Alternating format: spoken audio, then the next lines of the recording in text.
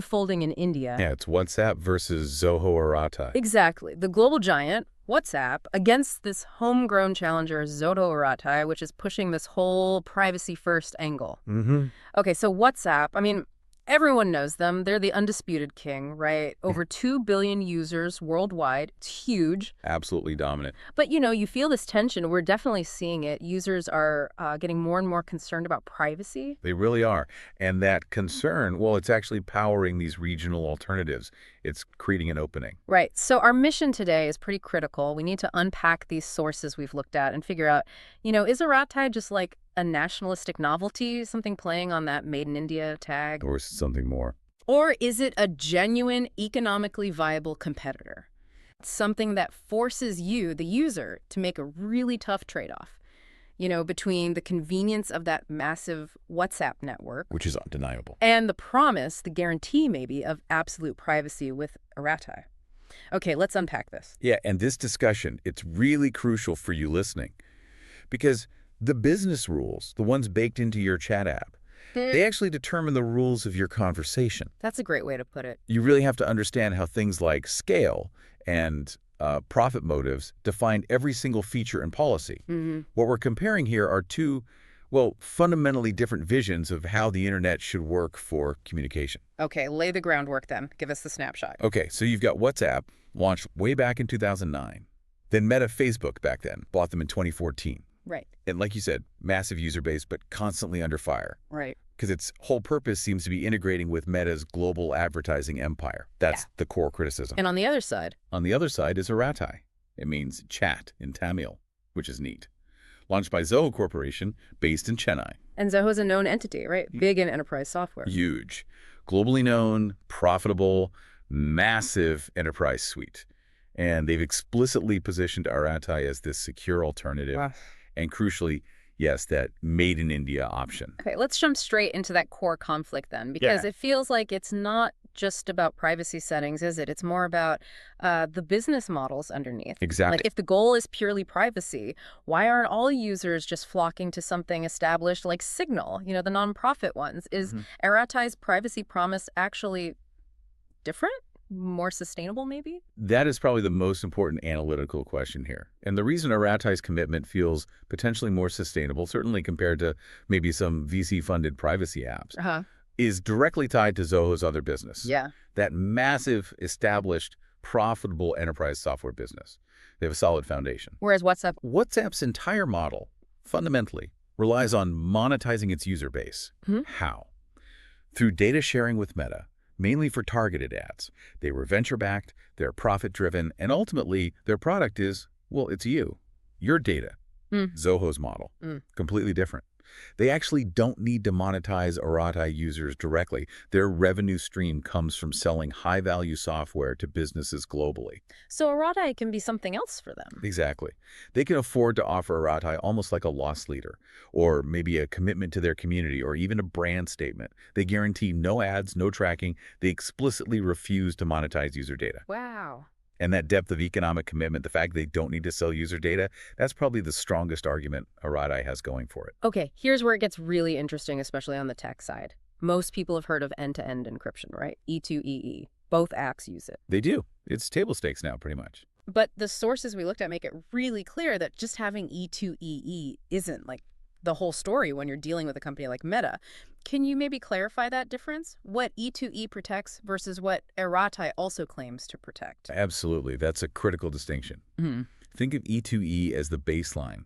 It's like locking the contents of your physical letter so the post office Meta, in this analogy, can't actually read the message inside. Okay, that sounds good. It is good, but Meta still owns the post office. And even if they can't read the letter, they track the envelope. Ah, the metadata. Precisely. They log who you send letters to, when you sent them, maybe how often, potentially your location data when you sent it, who's in your address book, all that contextual stuff. That's metadata. And that's what fuels the ad engine. So even with E2E, Meta knows a lot about my communication pattern. A huge amount. And that's the biggest pro argued for Arattai. While both apps encrypt the letter, Arattai also promises not to log, share, or sell the data on the envelope. Arattai is essentially promising to protect the context of your conversation, not just the text itself. That's the core privacy difference they're selling. Got it. So if your absolute top priority is privacy, like really truly minimizing data collection, and maybe you like supporting an enterprise that funds its chat app differently. Do stable subscription services for other Yeah. products? Yeah. Then Arattai looks like the philosophical winner, doesn't it? On paper, yes. Philosophically, it's a stronger privacy stance. But philosophy only gets you so far, right? Yeah. When you actually go to use the app every single day. How bad is that friction, the adoption hurdle? Let's talk about the features face-off, because WhatsApp's been around forever, that scale. It's a massive advantage. Oh, it's huge. The network effect is WhatsApp's biggest defense. It's moat. It's the default app for billions of people. You pretty much can't avoid it globally, whether it's for business or just big family groups. Yeah, try getting grandma onto a new app. Exactly. That convenience factor is, well, almost priceless for many. And WhatsApp is generally fast, the UI is familiar, simple. And the sources do confirm its maturity, right? It Yeah. just works, mostly. Yeah, it's generally reliable. Billions of users means lots of bug testing, constant updates. Okay, now Arattai. The sources we saw mention it has a clean, modern design. Feels fresh was a word used. It does look quite current. But the immediate drawback mentioned is that it's simply less polished. Let's put some meat on those bones. What specific features are users actually losing if they try to make the switch from the giant to the challenger? Yeah, that's where the rubber meets the road. The gap really shows up immediately in things like large group functionality and maybe some advanced integrations. Like what specifically? Well, WhatsApp supports pretty stable group calls, up to 32 people now, I think. Group sizes can go up to 124 members, which is massive. And they have robust community features, broadcasting, that kind of stuff. And Arattai. Arattai offers HD voice and video calls, which is great. Quality is reportedly good. But their group call support, number of participants, and those advanced group management features, they're still limited, still evolving. So big family reunions or large work teams might struggle on Arattai for now. Potentially, yeah. And furthermore, Arattai currently seems to lack some of those standard maturity features people just expect now. Things like interactive polls and groups, really seamless cross-platform desktop integration without glitches. Oh, yeah. The desktop app linkage can be finicky sometimes, even on WhatsApp, but it's there. Right. And maybe certain messaging features like disappearing messages settings or integrated third-party backups. Stuff that feels pretty standard on WhatsApp now. That lack of scale, the missing polish on some features, that's currently Arattai's biggest con, realistically. And we absolutely have to talk about that made in India status. It's clearly more than just a marketing slogan for them. What practical advantage, if any, does that regional label actually give Arattai users in India? That's a really interesting point. It creates this crucial geopolitical layer of protection, potentially. Well, because Zoho is based in Chennai, Arattai is inherently subject to Indian data retention laws, Indian privacy laws. This could, in theory, insulate users from data requests or surveillance mandates coming from outside jurisdictions. Like from the US, where Meta is headquartered, or the EU? Exactly. For privacy-conscious users, especially within India or dealing primarily with Indian contacts, having that local regulatory alignment, knowing their data falls under Indian law primarily, that can be seen as a significant strategic advantage.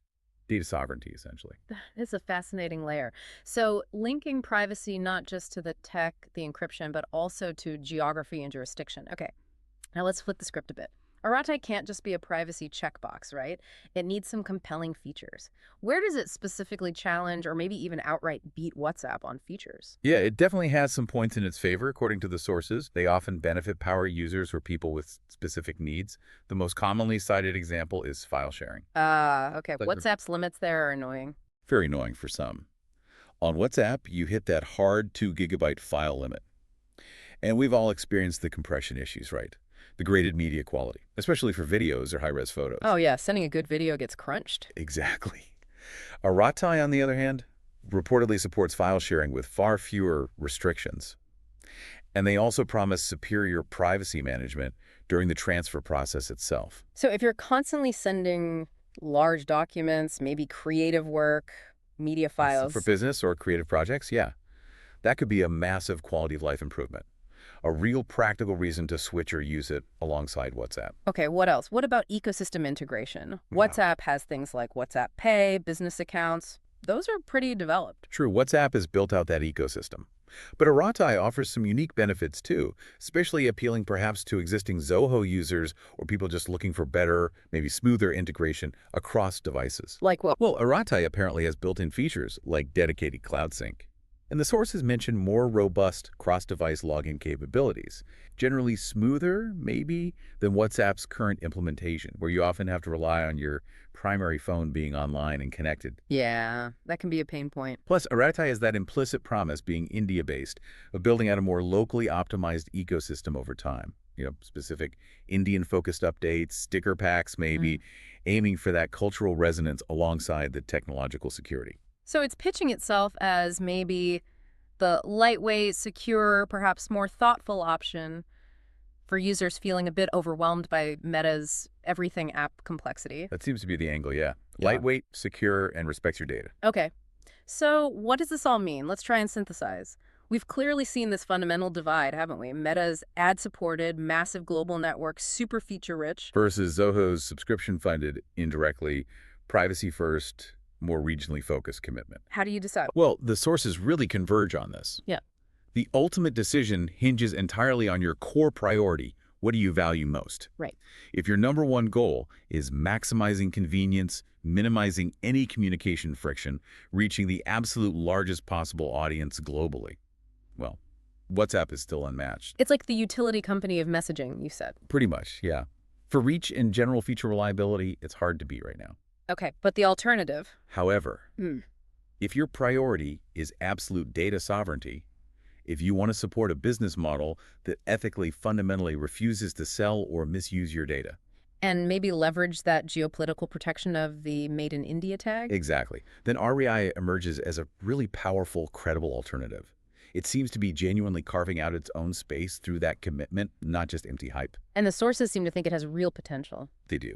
The consensus seems to be that Arattai could absolutely become a serious competitor if Zoho keeps up the aggressive feature development, closes that gap. And crucially, maintains its current ethical stance on data. That's the key. They have to stick to that privacy promise. Okay, so that brings us to our final provocative thought for you, the listener, to mull over. We know that convenience, that pull of a 2 billion user network on WhatsApp, it's incredibly powerful, hard to resist. Immense gravity. But let's imagine a scenario. If Arattai, which operates on this sustainable, ethical enterprise revenue model, actually manages to achieve, say, 90% feature parity with WhatsApp in the next few years, they get really close on features. If the usability gap shrinks significantly. At what point does that sheer convenience of the bigger network finally get outweighed by trust? If an app comes along that respects both your privacy and your need for usability, what stands out to you? What becomes the ultimate necessary deciding factor for making that switch? That's the question, isn't it? Where's your personal tipping point between convenience and trust?